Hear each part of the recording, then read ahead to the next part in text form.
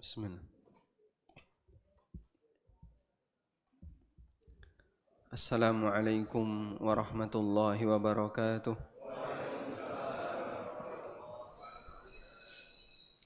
Alhamdulillah wassalatu wassalamu ala Rasulillah wa ala alihi wa sahbihi wa mawalah.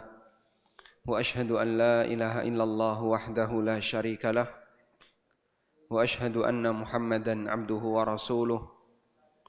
Sallallahu alaihi wa ala alihi wa sahbihi wa man tabi'al huda ila yaumil qiyamah. Alhamdulillah, puji syukur kita haturkan kehadirat Allah Azza wa Jal di pagi Arafah yang cerah di kota Yogyakarta. Allah Subhanahu wa taala mengumpulkan kita dalam rangka untuk belajar bersama di Masjid Sido Arum Godean, masjid tercinta Al-Furqan Nusantara. Ada tambahan itu enggak? Nah, hari Arafah atau tempat Arafah, mana yang lebih tepat? Penyebutan Arafah itu untuk hari, untuk waktu, ataukah untuk tempat? Allah Subhanahu wa taala berfirman, "Fa idza afattum min arafatin fadhkurullah."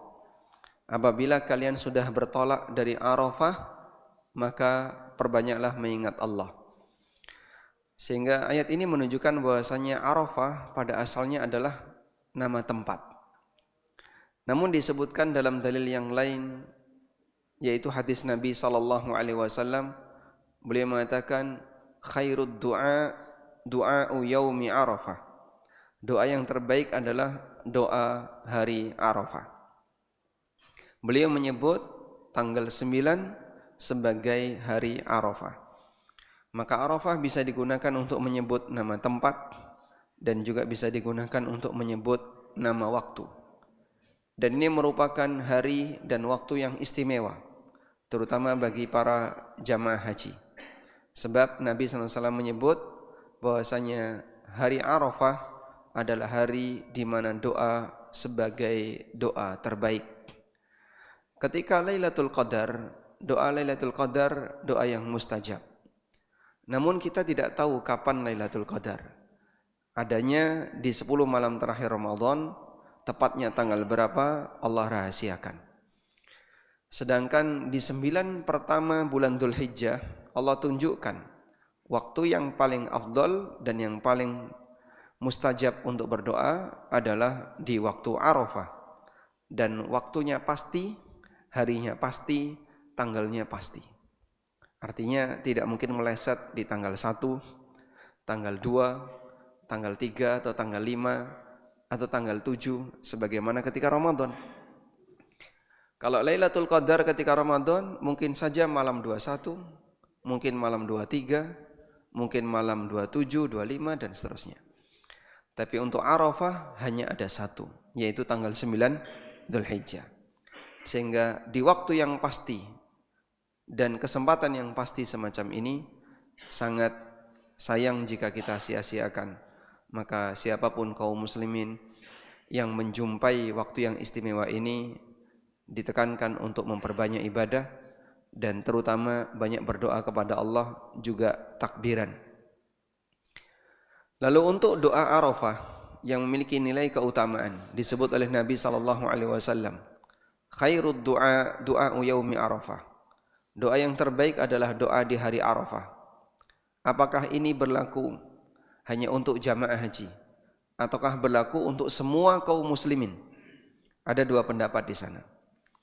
Pendapat yang pertama mengatakan ini hanya berlaku untuk jamaah haji, sehingga tidak berlaku bagi yang lain.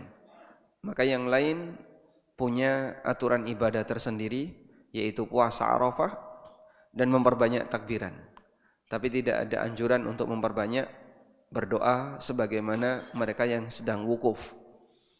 Dan ini adalah pendapat Imam Al-Baji, salah satu di antara ulama mazhab Malikiyah, dan beberapa pendapat ulama yang lain.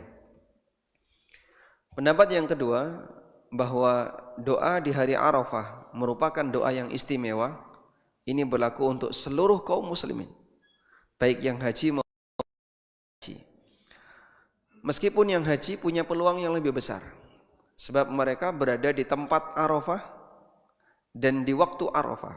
Terkumpul dua sebab mustajabnya doa, yaitu di tempat yang istimewa dan di hari yang istimewa, belum lagi ditambahkan dengan ibadah yang istimewa. Sampai Allah Subhanahu wa taala membanggakan para jamaah haji yang ada di Arafah.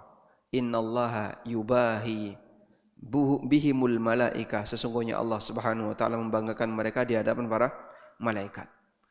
Sampai Allah Subhanahu wa taala bertanya kepada para malaikat, ma arada haula? Ma arada haula? Apa yang diharapkan oleh mereka yang berada di Arafah? Apa yang mereka inginkan? Seolah-olah Allah menawarkan kepada mereka, apa yang mereka inginkan akan dikabulkan oleh Allah. Maka bagi para jamaah haji mereka disyariatkan untuk memperbanyak berdoa. Berapa lama mereka berdoa? Dari habis duhur sampai maghrib. Sekarang berada di musim panas. Duhurnya kurang lebih jam 12. Anggaplah selesai duhur jam setengah 1. Maghribnya jam 7. Jadi Bapak bisa ngukur ya. Dari mulai setengah 1 sampai jam 7. Lebih dari 6 jam. Dan Nabi SAW mengangkat tangan, berdoa dari mulai habis duhur sampai maghrib. Banyak orang Indonesia kebingungan. Doa apa Pak Ustadz? Udah habis. Hanya dalam 3 menit doa mereka sudah habis. 5 menit sudah habis. Karena jarang kita berdoa dalam waktu yang panjang. Sampai sekian jam. Kalau mujahadahan mungkin. Tapi kan rame-rame sambil bernyanyi. Dan berzikir seperti di lapangan godean. Cuman bukan itu yang dimaksud. Mereka memohon kepada Allah dengan permohonan yang sifatnya pribadi. Allahumma, Allahumma, Allahumma, Allah. Akhirnya bagi mereka yang tidak betah berdoa, isinya cuma tidur, mainan HP, lebih parah lagi ngerokok. Padahal haji itu harganya mahal, waktunya panjang untuk mengantri, tenaga yang dikeluarkan besar, tapi mereka sia-siakan. Dan banyak jamaah haji Indonesia yang menyia-nyiakan kesempatan haji dengan cara seperti ini. Kaum muslimin yang tidak haji punya kesempatan yang sama. Sore hari ketika Arafah, sebagian ulama menganjurkan yang namanya at-ta'rif. Apa itu at-ta'rif? Kumpul di masjid dalam rangka untuk berdoa. Bukan dipimpin, tapi masing-masing berdoa sendiri-sendiri. Dan tentang at-ta'rif, sebagian ulama mengatakan orang yang pertama kali melakukan at-ta'rif di kalangan sahabat adalah Ibnu Abbas dan Amr bin Huraith. Ibnu Abbas dan Amr bin Huraith radhiyallahu anhuma ketika tanggal 9 Dzulhijjah, di posisi ketika beliau tidak sedang berhaji, beliau berada di masjid dan fokus untuk berdoa. Maka kaum muslimin juga bisa melakukan ini. Imam Ahmad rahimahullah ketika ditanya, beliau mengizinkan orang untuk melakukan itu walaupun beliau sendiri tidak melakukannya. Maka di waktu kesempatan sore hari ketika nanti di hari ini Bapak berangkat waktu asar menuju masjid, jangan pulang sampai maghrib. Yang ngasih makan kambing siapa Pak? Nah itu panitia ya. Itu panitia. Anda yang bukan panitia, yang kira-kira tidak punya kesibukan, silakan fokus di masjid untuk memperbanyak berdoa, takbiran di hari yang istimewa. Karena ini adalah hari yang sampai Nabi SAW pernah menggambarkan keistimewaannya. Beliau tanya kepada para sahabat, atadruna ayyu yaumin hadha? Wa ayyu syahrin hadha? Wa ayyu baladin hadha? Tahukah kamu sekarang hari apa? Sekarang bulan apa? Sekarang kita ada di mana?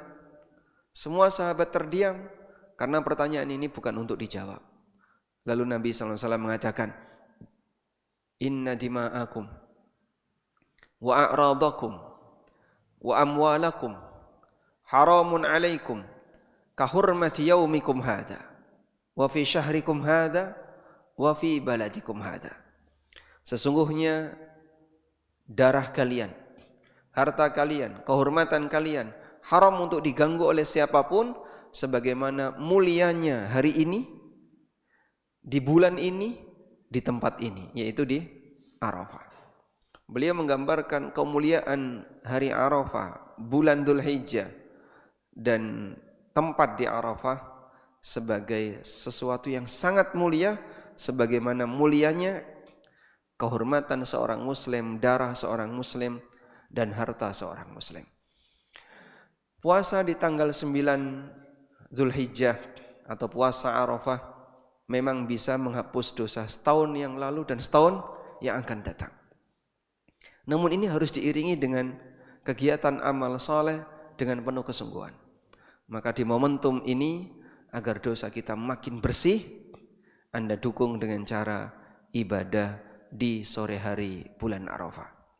Mudah-mudahan sore hari ini akan menjadi kafarah untuk dosa-dosa yang pernah kita kerjakan, dan Allah jadikan itu sebagai sumber rahmat, sehingga Allah Subhanahu wa taala memberikan perlindungan kepada kita untuk dosa-dosa setahun yang akan datang.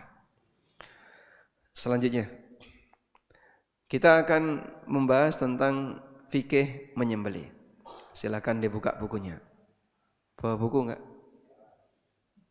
Enggak bawa? Ada yang bawa, ada yang enggak ya. Tentang fikih menyembelih. Menyembelih di sana ada syarat sah dan di sana ada adab. Menyembelih. Ada apa tadi? Syarat sah dan ada adab menyembelih. Di buku saya sebutkan dua-duanya. Ada syarat halal sembelihan mulai dari halaman 62. Dan ada adab menyembelih hewan kurban. Ini kita sebutkan di halaman 73. Maka bedakan penjelasan tentang syarat halal dan penjelasan tentang adab dalam menyembelih. Selanjutnya, menyembelih bisa kita bagi menjadi dua. Menyembelih di situ ada dua. Pertama, dalam kondisi normal. Menyembelih untuk kondisi normal di situ juga ada dua. Di buku ada ya. Yang pertama adalah menyembelih untuk binatang yang lehernya panjang, seperti onta dan temannya onta. Ya. Untuk binatang leher panjang. Contohnya onta, jerapah. Jerapah halal atau haram? Sudah pernah lihat nyembelih jerapah? Belum. Eman. Nah, untuk binatang seperti ini, nyembelihnya dilakukan dengan cara nahar. Nahar itu melukai bagian area kalung, melukai bagian tempat kalung. Nah, ini namanya nahar. Nahar seperti ini tidak direbahkan, tapi disembelih dalam posisi berdiri. Tata caranya adalah disembelih dengan berdiri. Lalu kaki depan diikat satu. Kaki depan diikat satu. Tujuannya apa? Agar nggak bisa nendang, sebab dia didatangi dari depan. Maka onta disembelih dalam posisi berdiri, kakinya diikat satu bagian depan, kemudian dilukai di bagian depan. Demikianlah tata cara nahar. Dan Allah Subhanahu wa taala sebutkan tata cara nahar ini dalam Al-Qur'an. Di buku ada ya. Tentang bagaimana cara menyembelih onta. Allah Ta'ala berfirman, wal budna ja'alnaha lakum min sya'airillah lakum fiha khair. Onta-onta korban kami jadikan itu bagian dari syiar agama Allah. Lakum fiha khair, kalian mendapatkan banyak kebaikan di sana. Fadhkuru smallahi 'alaiha sawaf, maka sebutlah nama Allah pada onta itu sawafa, dalam posisi sawaf. Yang dimaksud dalam posisi sawaf adalah berdiri dengan kaki depan diikat satu. Fa idza wajabat junubuha, apabila sudah jatuh. Wajaba makna bahasa artinya jatuh. Hukum wajib itu dijatuhkan. Fa idza wajabat junubuha, apabila lambungnya sudah jatuh, alias onta itu sudah jatuh, faqulu minha, berarti dia sudah mati, silahkan kalian makan. Wa at'imul qani'a wal mu'tar, dan berikan makanan kepada orang yang qani' wal mu'tar. Kadzalika sakharnaha lakum la'allakum tashkurun. Selanjutnya ada penyembelihan yang bentuknya dzabh untuk binatang selain onta atau yang sejenis dengan onta. Maka penyembelihannya adalah dengan cara dzabh. Penyembelihan dengan cara dzabh ini melukai ujung leher. Yang dilukai adalah bagian dari ujung leher. Ini pangkal leher, ini ujung leher. Bagian tempat kalung tadi apa? Pangkal leher. Sedangkan bagian dzabh itu di ujung leher, mendekati kepala. Sapi, kambing, ayam, dan seterusnya kita sembelih dengan cara seperti ini. Dah? Selanjutnya, untuk dzabh, bagaimana syarat sah yang harus dipenuhi? Di sini kita akan coba lihat beberapa syarat halal sembelihan. Sebenarnya ini berlaku untuk nahar maupun dzabh, tapi karena praktek di tempat kita dominan dzabh, kita lihat. Silakan dibuka di halaman 62 menuju halaman 62. Halaman berapa ini? 68. Nah, pertama, orang yang menyembelih haruslah orang yang mampu berniat untuk menyembelih. Karena itu harus mumayyiz dan berakal.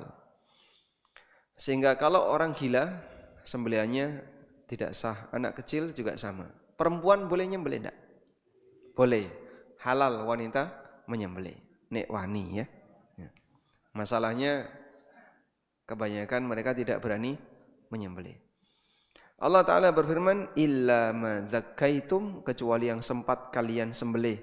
Kalian sembelih menunjukkan bahasanya harus ada kesengajaan dari si penyembelih. Yang kedua, orang yang menyembelih harus beragama Islam atau ahli kitab.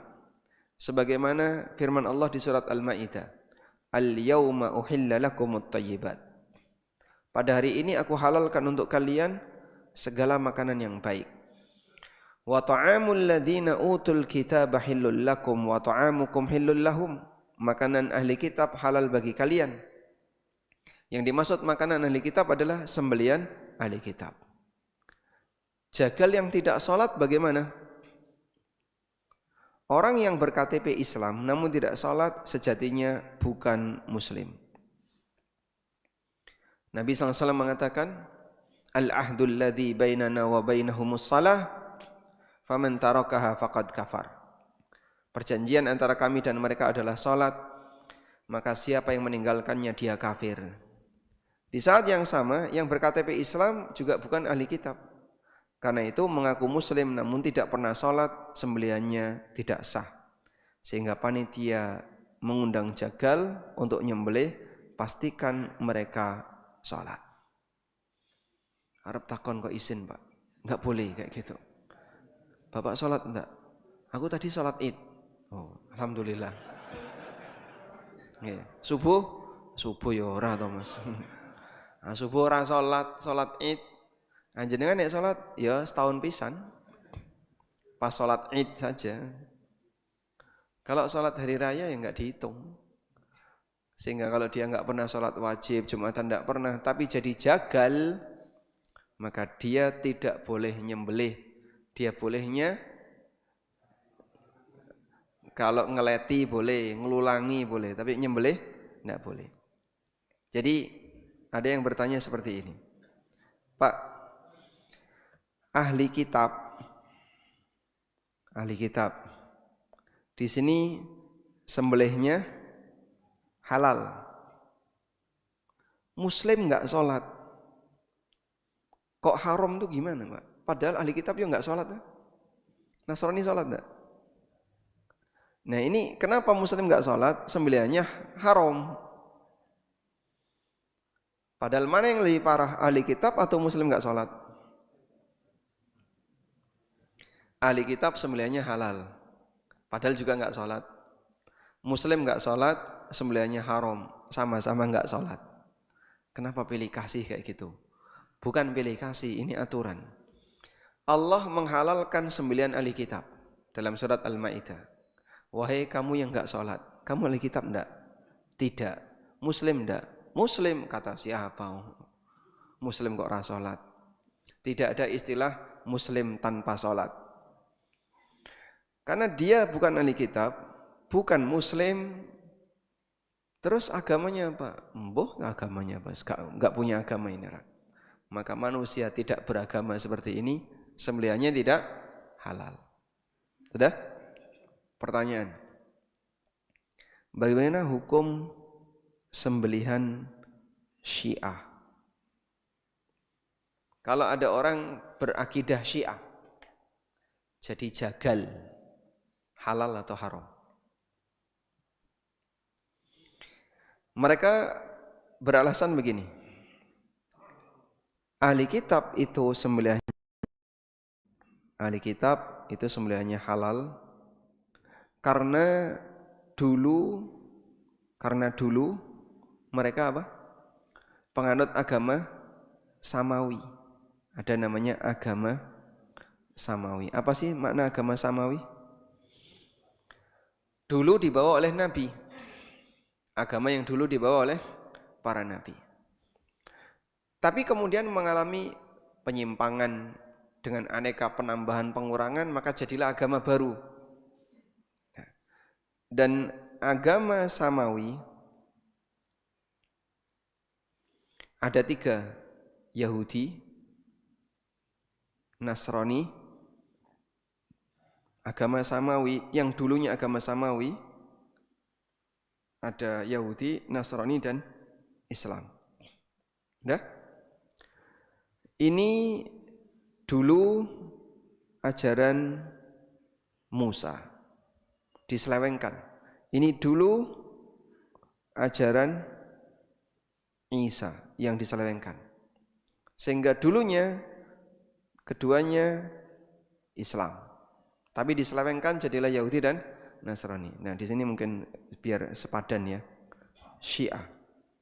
Dulu ajaran Nabi Muhammad sallallahu alaihi wasallam. Dan ketiganya dulunya Islam, tapi mengalami penyelewengan. Baik. Kalau ini sembelihannya halal, bagaimana dengan yang ini? Bagaimana dengan yang Syiah? Apakah juga halal? Nah, jawabannya Imam Asy-Syafi'i rahimahullah pernah mengatakan, qala Asy-Syafi'i, berkata Imam Asy-Syafi'i. Bagaimana pernyataan Asy-Syafi'i? Beliau pernah mengatakan ar-rukhsah, bahasanya rukhsah la yata'adda biha mahalluha. Rukhsah itu tidak melebar dari tempatnya. Rukhsah itu tidak melebar. Sehingga sembelihan Yahudi dan Nasrani ini halal karena statusnya rukhsah. Maka rukhsah sifatnya tidak melebar, sehingga rukhsah hanya berlaku di sini, ya tidak melebar ke yang lain. Karena itu bagaimana sembelihan Syiah? Tidak sah. Karena hanya rukhsah itu berlaku untuk Yahudi dan Nasrani, tidak melebar ke kasus yang lain. Jelas insyaallah? Karena itu sembelihan semua sekte menyimpang yang dinilai kafir oleh para ulama seperti Jahmiyah, kemudian kelompok Syiah yang menuduh Ali bin Abi Thalib atau menganggap Ali bin Abi Thalib sebagai penerus Nabi atau imam yang wajib ditaati dan maksum, menganggap Abu Bakar kafir, Umar bin Khattab kafir, Aisyah berzina, dan mengkafirkan seluruh kaum muslimin selain kelompoknya. Mereka yang seperti ini statusnya rukhsah, tidak melebar sehingga sembelihannya tidak sah. Baik. Ahli kitab yang mana yang sembelihannya sah? Apakah ahli kitab hari ini juga sembelihannya sah? Bukankah ahli kitab yang dulu itu mereka masih komitmen dengan kitabnya? Semua ahli kitab kafir, dan itu dikafirkan oleh Allah dalam Al-Quran. Lam yakunil ladzina kafaru min ahlil kitab wal musyrikin. Ada keterangan yang Allah sebutkan dalam Al-Quran. Laqad kafara alladzina qalu innallaha thalithu thalatha. Sesungguhnya telah kafir orang yang mengatakan bahwasanya Allah itu salah satu unsur dari Trinitas. Laqad kafara alladzina qalu innallaha thalithu thalatha. Sungguh telah kafir orang yang mengatakan bahwasanya Allah adalah salah satu unsur dari Trinitas. Ketika ayat ini turun, Nasrani yang mengatakan ada 3 Tuhan itu sudah ada. Sehingga Allah menegaskan mereka keluar dari Islam. Maka kalau ada Nasrani yang sekarang keyakinannya seperti ini juga sama seperti yang dulu. Dan ini ada di surat Al-Maidah. Artinya di surat Al-Maidah Allah mengatakan Nasrani kafir, di surat Al-Maidah Allah mengatakan sembelihan Nasrani halal. Berarti sembelihan Nasrani yang halal adalah dulu dan sekarang sama. Tidak ada bedanya. Kecuali kalau dia ateis. Contohnya Pak, di Eropa, di Amerika, di Australia, memang agama yang diterima Nasrani. Tapi kebanyakan dan dominan mereka ateis. Sembelihan ateis gimana? Haram untuk dimakan. Baik, selanjutnya. Ketika melukai hewan punya maksud untuk menyembelih. Jika tujuannya untuk penelitian, ya, bukan dalam rangka untuk menyembelih, maka tidak halal.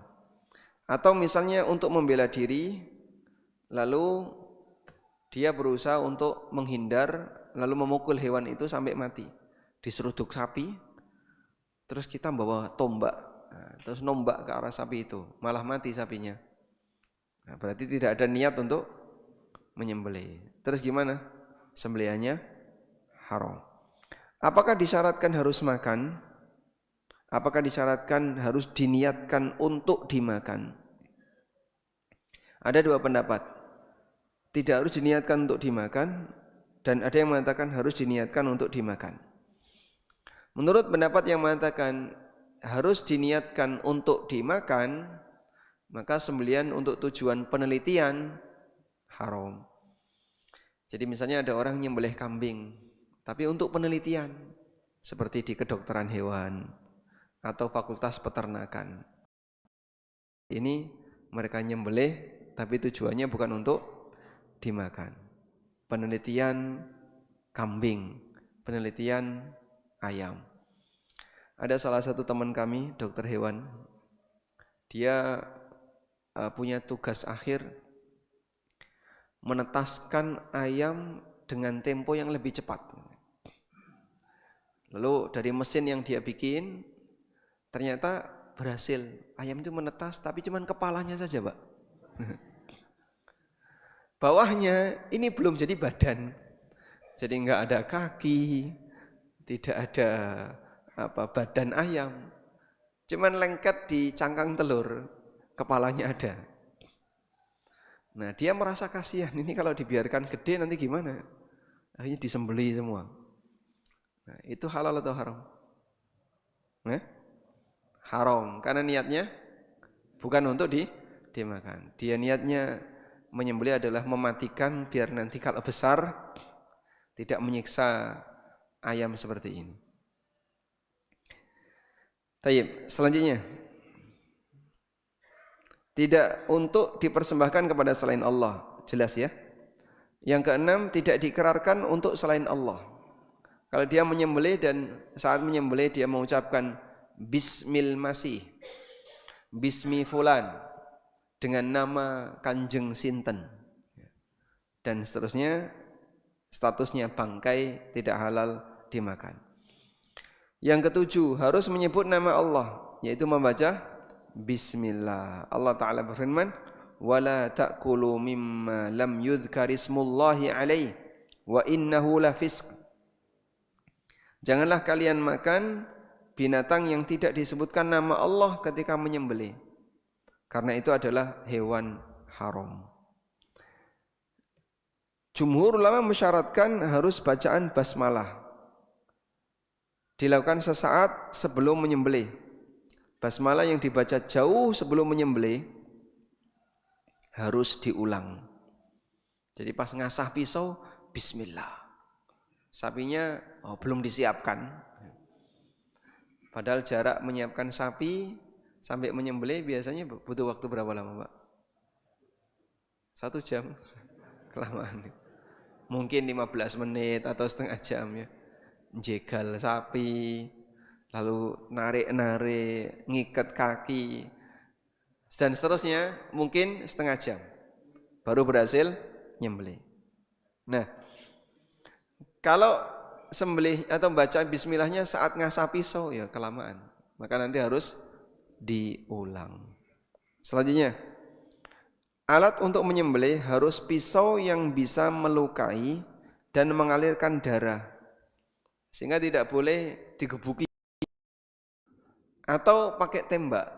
Kan pakai tembak juga mematikan, Pak Ustadz. Telinganya sapi ditembak, sekali tembak mungkin mati, sapi itu mati. Ya prosesnya juga sama, kejal-kejal dulu. Tapi ini enggak sah. Kenapa? Karena tidak dilakukan dengan senjata yang bisa melukai di area penyembelihan. Selanjutnya harus sampai mengalirkan darah. Kalau digebuki enggak mengalirkan darah kayak cara mematikan anjing ya. Caranya gimana, Pak? Dimasukkan karung, digebuki, setelah itu dimasukkan ke dalam air panas. Ya mati, tapi haram. Selanjutnya harus dilukai, nah ini di titik sembelian. Sehingga kalau tidak dilukai di titik sembelian haram. Misalnya perutnya dipanah, kayak gayanya sebagian orang Toraja ya, babinya dipegangi ya, terus dipanah dari kejauhan, kena dadanya atau perutnya, mati, lalu pesta babi. Nah seperti ini boleh enggak? Haram untuk dimakan. Kenapa? Babi. Kalau kambing kayak gini, kambing seperti ini, enggak boleh. Kenapa? Ya, karena dia tidak disembelih di tempat sembelihan. Lihat ini. Dalam proses penyembelihan yang sempurna, ada 4 saluran yang harus putus. 4 saluran yang harus putus. Tenggorokan, kerongkongan, 2 urat leher, kanan dan kiri. Tenggorokan itu saluran nafas, kerongkongan saluran makanan, Yang lebih keras yang mana? Yang lebih keras? Tenggorokan. Ya, tenggorokan itu ada tulang rawannya. Jadi Bapak kalau nyentuh gini Pak, keras itu apa? Tenggorokan. Kalau yang lebih lembut, yang lebih lunak, kerongkongan. Nah, yang kerongkongan ini seperti usus, sehingga dia bisa melar, bisa menyempit. Nah, Bapak nanti niteni ya, saya nyembelih, yang keras ini sudah sobek, yang saluran makanan seperti usus sudah sobek, berarti hulkum dan almari dua-duanya terputus. Kemudian ada al-wadajan, dua urat leher di kanan dan kiri. Ini urat nanti tempat memancarkan darah paling dominan, sehingga kalau nggak putus darahnya kurang lancar. Maka saat menyembelih diapain? Diputar. Ketika menyembelih diputar. Makanya nyembelih sapi biasanya kan dilubangi ya bawahnya ya. Kalau Anda pakai pisau terlalu panjang, notok, sehingga nggak bisa diputar. Sehingga kami terlalu panjang, tujuannya biar nggak notok. Saya pernah itu nyembelih, nah sisi bawahnya ini kena bambu, sehingga hanya bisa sisi atas yang sobek. Maka saat saya nyembelih, tenggorokan, kerongkongan putus, urat satu putus, sapinya nggak mati-mati Pak, lama sekali. Akhirnya dicarikan belati kecil, urat bawahnya dicari. Begitu urat bawahnya putus, mati. Sehingga caranya adalah diputar. Maka jangan terlalu panjang ya. Tayyib. Jika 4 saluran ini terpotong, ulama sepakat sah. Bagaimana kalau kurang dari 4? Kita baca syarat minimal yang terpotong di halaman 69. Ulama beda pendapat mengenai syarat minimal yang terpotong dari saluran leher hewan. Dalam mazhab Hanafi cukup dengan memotong 3 bagian dari 4 bagian di atas. Dalam mazhab Maliki sah memotong tenggorokan dan 2 urat leher meskipun kerongkongan belum putus. Dalam mazhab Syafi'i dan Hambali minimal tenggorokan dan kerongkongan. Dah? Bukan syarat harus tepat 3 jari, 4 jari, 5 jari dan seterusnya. Itu semuanya bukan syarat. Ada sebagian yang menganjurkan seperti itu. Ya diikuti boleh, tapi bukan syarat. Sebagian teman-teman yang tergabung di Juleha terlalu berlebihan dalam masalah ini. Sehingga harus ini, harus ini apa-apaan. Mau standar kedokteran atau standar fikih? Standar kedokteran yaitu sifatnya hanya untuk misalnya biar tidak perengus katanya ya, biar nanti A, B, C. Tapi kalau standar fikih ya kayak gini standar fikih. Dan masalah halal haram itu standar kedokteran atau standar fikih? Kalau bicara masalah halal haram standar fikih. Tidak harus standar kedokteran. Kalaupun misalnya mau diikuti ya silahkan, tapi bukan syarat. Sehingga tidak harus, ini enggak tepat 4 jari di atas apa Pak? Di atas dagun. Nah, ini terlalu ke bawah, ini terlalu ke atas. Ya, enggak ada masalah. Mau terlalu ke bawah, terlalu ke atas. Yang penting secara standar fikih sah. Karena seperti ini kalau keterusan nanti bisa menimbulkan was-was masyarakat. Oh ini kurang sempurna ini. Ngomong seperti itu di depan banyak orang. Kira-kira gimana? Halal enggak ini, halal enggak? Nah, gara-gara ucapan dia menimbulkan was-was masyarakat. Nah, makanya kami ingatkan kita punya standar fikih kalau bicara halal haram. Tidak harus menggunakan standar kedokteran. Sah-sah saja baik standar kedokteran, tapi jangan sampai menimbulkan was-was. Jangan sampai menimbulkan was-was. Yang lebih parah lagi, sembelihannya bagus, yang nyembelih nggak sholat. Nah,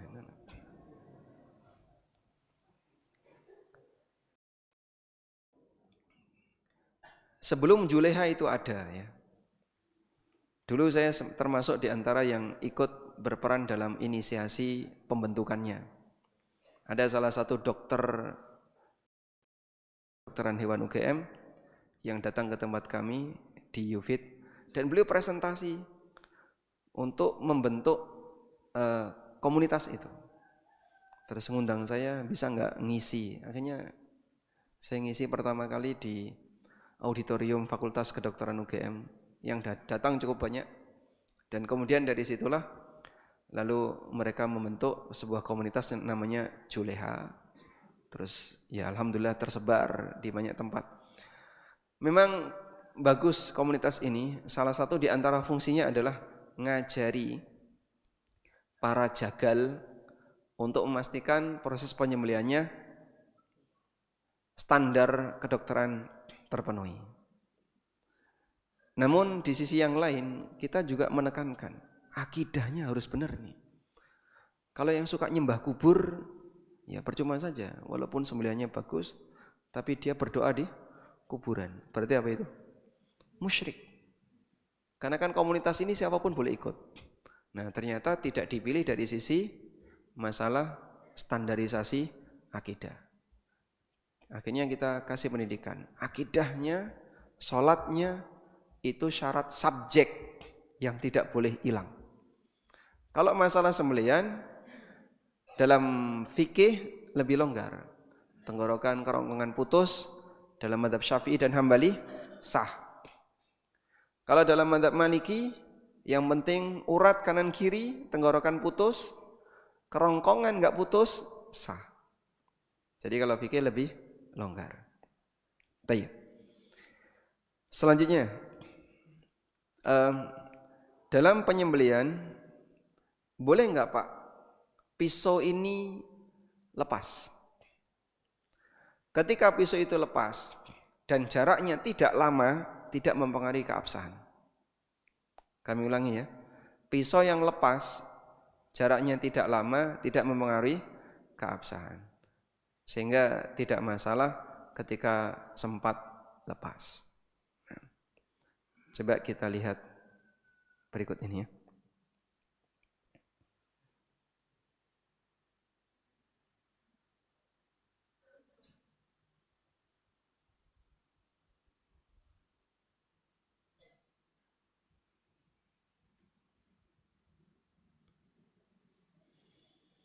Nah, ini mudah-mudahan nanti bisa jadi pelajaran.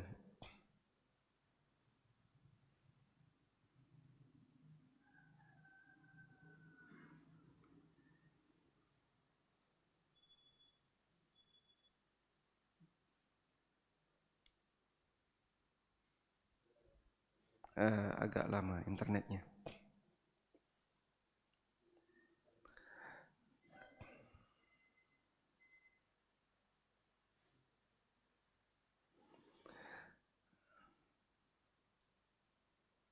Baik, karena agak lama, nanti saya tugaskan Bapak Ibu, silahkan dicari di ANB Channel, judulnya Pisau Terjatuh Saat Menyembelih. Nah, dalam peristiwa itu ada orang yang sudah siap menyembelih, melukai, tapi pisaunya terjatuh.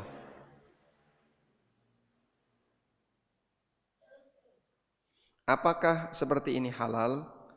Para ulama mengatakan kalau pisau terjatuh di posisi sudah melukai dua tenggorokan dan kerongkongan, berarti dalam standar mazhab Syafi'i dan Hambali sudah sah.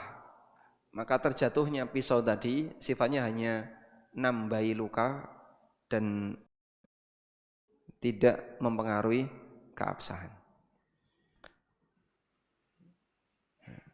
Tidak bisa ya Pak ini. Wallahu a'lam.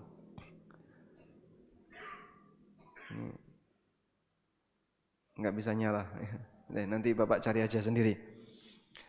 Yang kedua, kalau Pisau terjatuh di posisi baru melukai sebagian.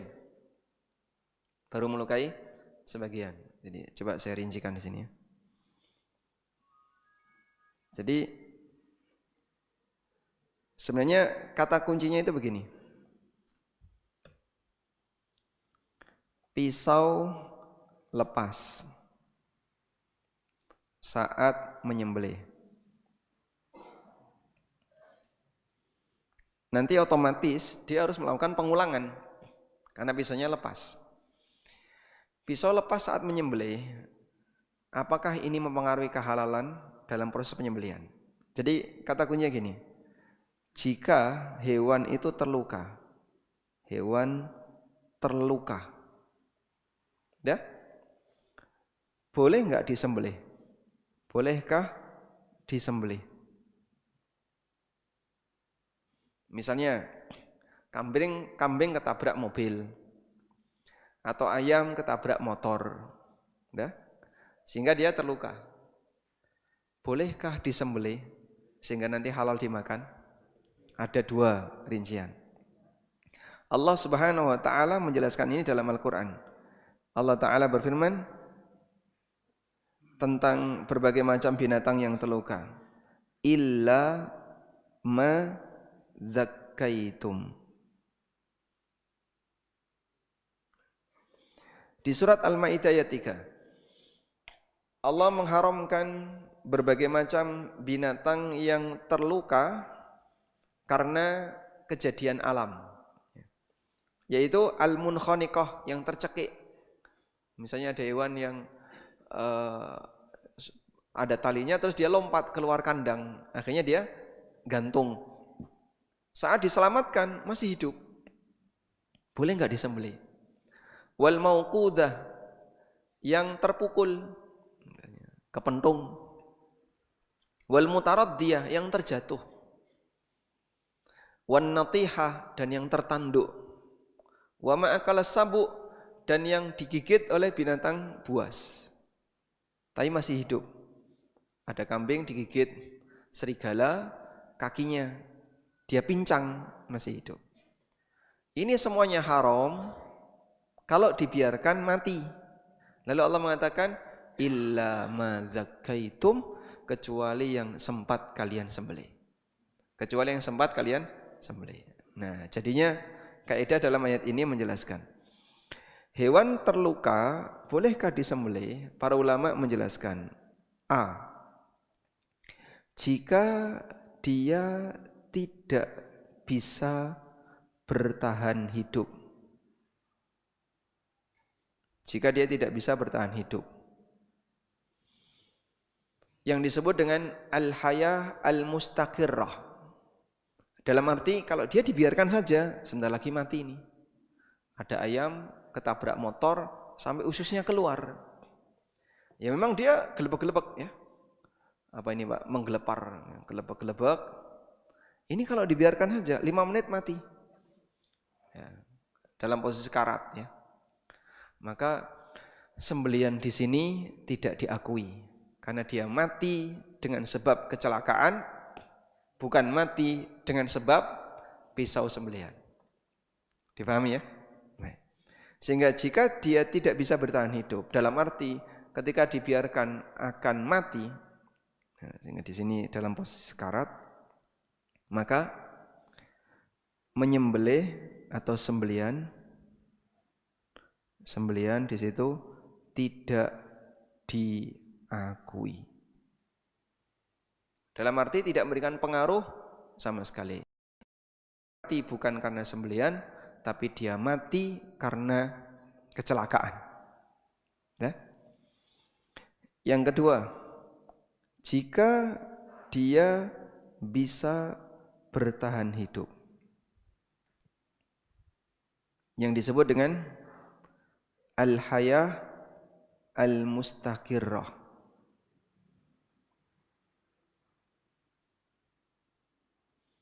Al-hayatul mustaqirrah berarti dia punya ketahanan untuk hidup.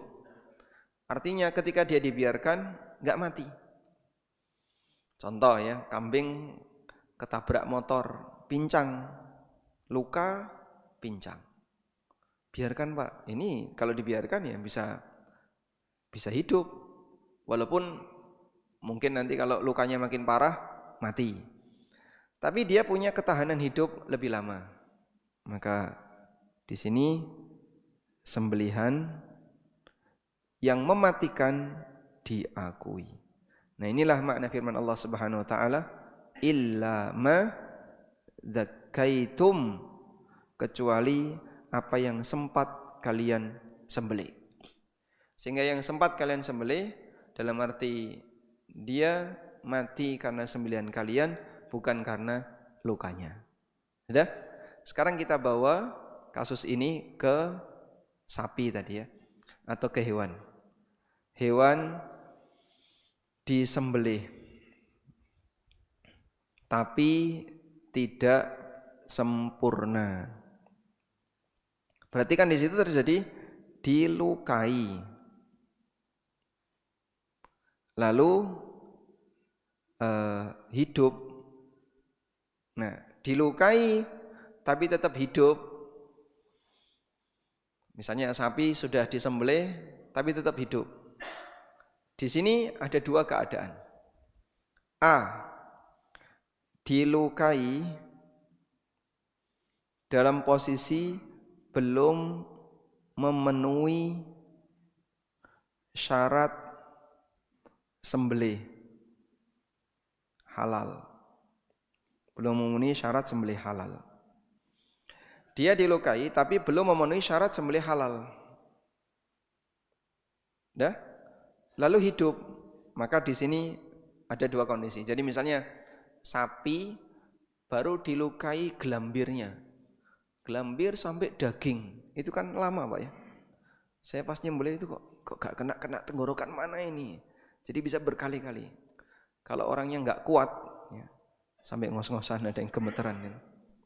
Saya pernah lihat penyembelih itu sampai gemeter gini, drodok. Nah itu lama nggak kena tenggorokan, terus jatuh, misalnya jatuh atau apa, sehingga baru dilukai kulitnya saja, daging sama kulit. Nah di sini ada dua keadaan.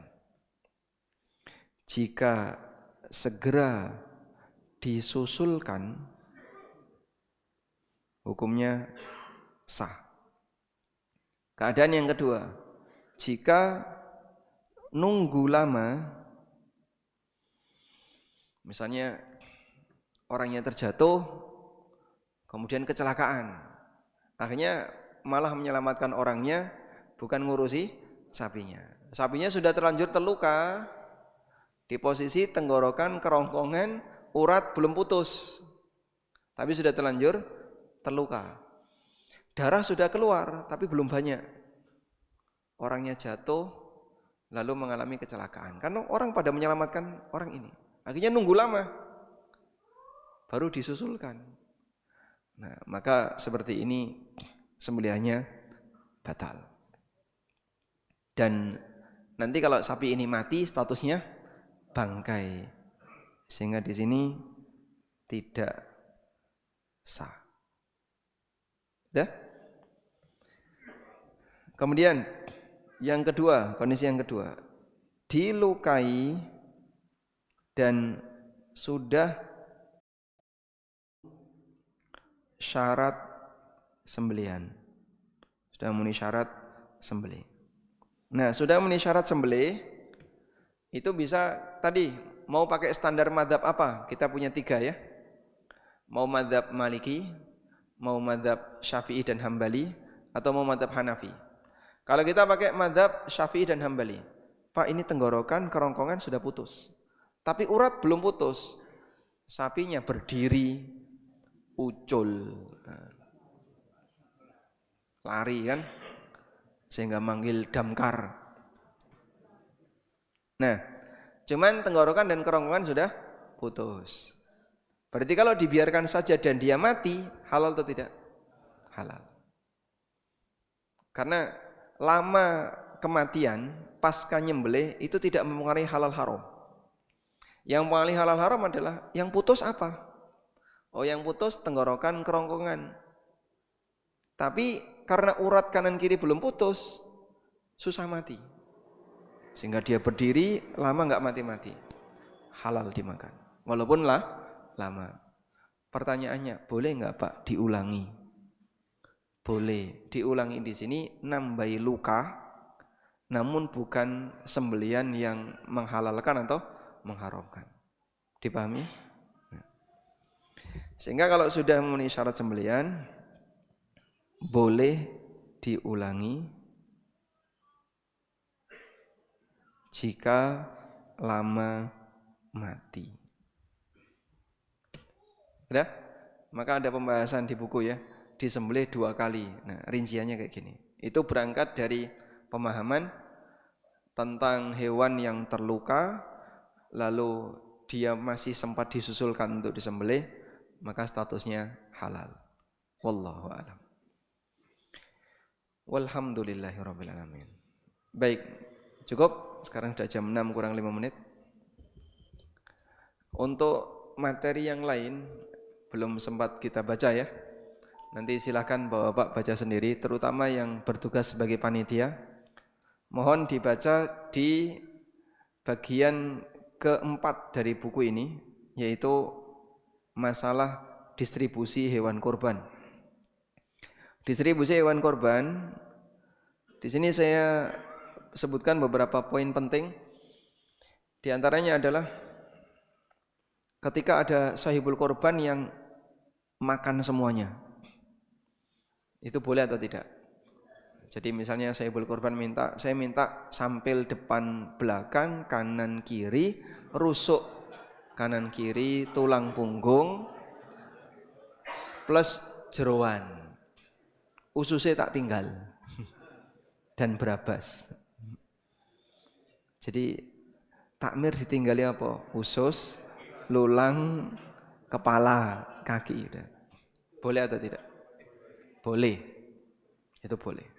Nah. Loh, saya itu boleh loh itu Pak. Terus nanti memberi hasil kurban ke non muslim, ya. Kemudian larangan mengupah jagal dari hasil kurban. Ini yang kemarin sempat viral ya. Panitia dapat jatah khusus.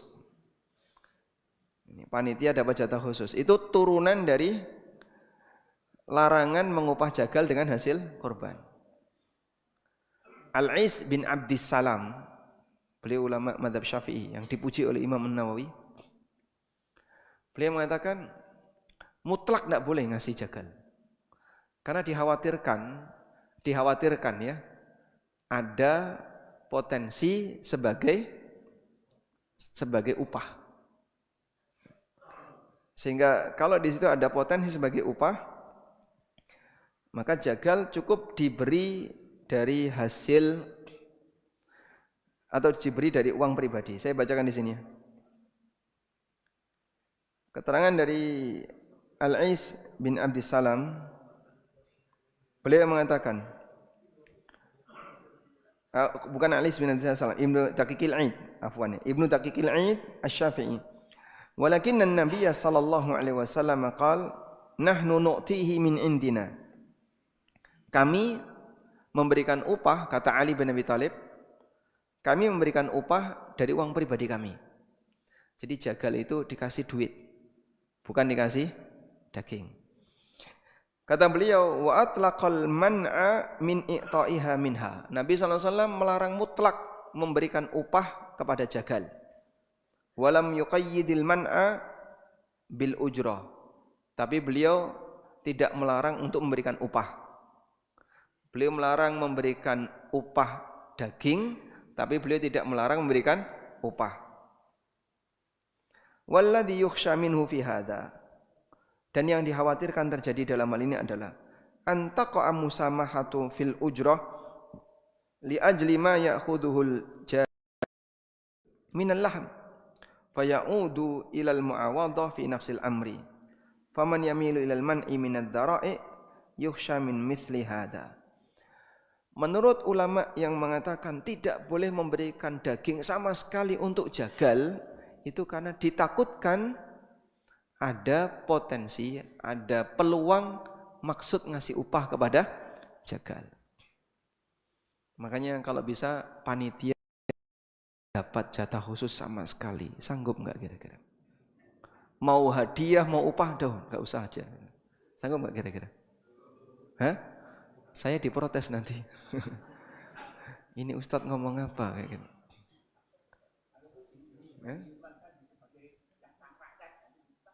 Kalau dijadikan sebagai jatah rakyat, ya, berarti kan diberi sebagai warga. Sepakat boleh. Ini kan masalahnya jatah khusus panitia. Misalnya saya tanya ya, di sini kan ada jatah warga nggih Pak? Berapa kilo biasanya Pak?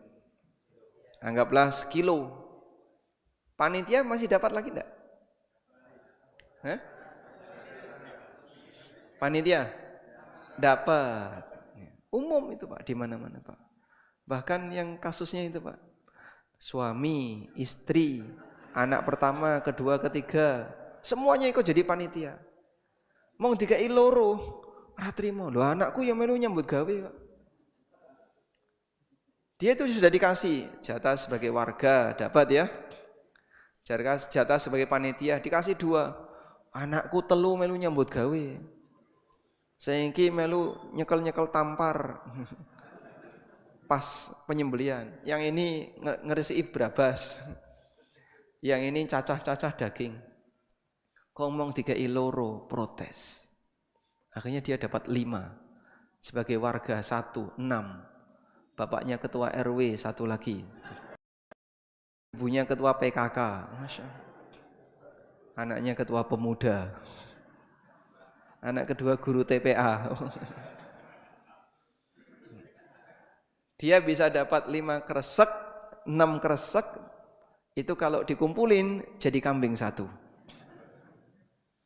Tapi Masya Allah, ada yang lain cuma dapat sak kresek. Karena apa? Orang yang jadi panitia, anaknya saya cilik-cilik, gitu. Janda, anak kecil-kecil, nggak ada yang bisa jadi panitia. Akhirnya cuma dapat 1 jatah. Shahibul kurban itu cuma dikasih 1 kresek. Jadi jatah warga, oh kan dia sudah dapat jatah dia. Itu nggak dikasih Pak. Iya, shahibul kurban kan gitu ya. Cuma dikasih jatah 1 teman. Hah? Jatah shahibul kurban. Dikasih jatah warga enggak? Tidak. Padahal dia yang punya. Makanya saya boleh sebut banyak panitia dolim. Dia dapat banyak menguasai, shahibul kurban sendiri malah dikasih yang lebih sedikit. Ya, karena saya pernah kayak gitu. Jatah warga nggak dikasih, tapi dikasih jatah sebagai shahibul kurban. Sisanya mana? Panitia dapat jatah sebagai warga, dapat jatah panitia. Berarti kan badi panitia dong ya. Lebih untung panitia nggak Pak? Saya yakin tuh shahibul kurban dia lebih sedikit daripada panitia. Karena jatahnya cuman sebagai shahibul kurban saja. Sampil 1, terus rusuk sama hati separuh. Sudah udah cuman itu kalau nggak salah. Udah? Ini kalau panitia bisa dapat, ya tadi banyak sekali. Ya wallahu alam. Kalaupun ada yang enggak terima ya itu urusan mereka masing-masing. Karena ini amanah dan nanti akan ada tanggung jawab kelak di yaumil qiyamah. Assalamualaikum. Waalaikumsalam. Menyembelih hadyu dam haji tamattu dilaksanakan sebelum tanggal 10 Dzulhijjah. Mana ini? Dan dilaksanakan di Indonesia. Kalau menyembelih hadyu sebelum tanggal 10, sebagian ulama Syafi'iyah mengatakan selama sudah umroh tamattu sah. Nah, umroh tamattu itu sesuai kedatangan. Jamaah haji Indonesia yang kloter pertama landing Madinah. Lalu setelah itu dia ke Mekah. Jamaah haji yang kloter belakangan landing Jeddah, langsung ke Mekah. Mungkin tanggal 5 sudah selesai umroh tamattu, nyembelih hadyu sudah sah karena sudah umrah tamattu. Sehingga tidak masalah ketika sembelihan hadiahnya sebelum tanggal 10, hingga tanggal 7, tanggal 8 sudah disembelih. Namun syaratnya harus umrah tamattu dulu. Baik. Yang lebih afdal kalau nyembelihnya di tanggal 10, memenuhi sunnah Nabi sallallahu alaihi wasallam, terutama setelah lempar jumrah Aqabah. Kalau sudah lempar jumrah Aqabah, kemudian nyembelih, cukur rambut, sudah tahallul awal, ya, maka sudah boleh ganti baju, sudah boleh pakai parfum, mandi pakai sabun wangi. Itu untuk jamaah haji di tanggal 10 Dzulhijjah. Nanti tawaf ifadahnya bisa ditunda.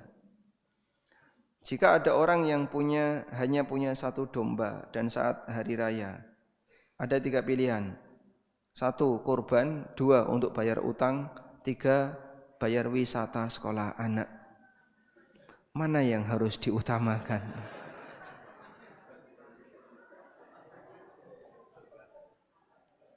Waalaikumsalam. Bapak pilih mana, Pak? Hah? Bayar utang atau untuk kurban? Atau wisata? Nah, utang ada 2. Utang mendesak dan utang mendesak sekali. Kalau utangnya masih bisa ditunda pembayarannya, Anda bisa pakai kurban. Tapi kalau utangnya nggak bisa ditunda, Pak, ini orangnya nagih terus. Ya sudah, Bapak jual hewan tadi untuk mereka yang mau kurban. Nah, nanti hasil pembayarannya bisa dipakai untuk bayari utang. Wallahu a'lam. Walhamdulillahirabbil alamin. Demikian, semoga bermanfaat. Wassallallahu ala nabiyyina Muhammadin wa ala alihi wa sahbihi wasallam. Wa akhiru da'wana alhamdulillahirabbil alamin. Wassalamualaikum warahmatullahi wabarakatuh.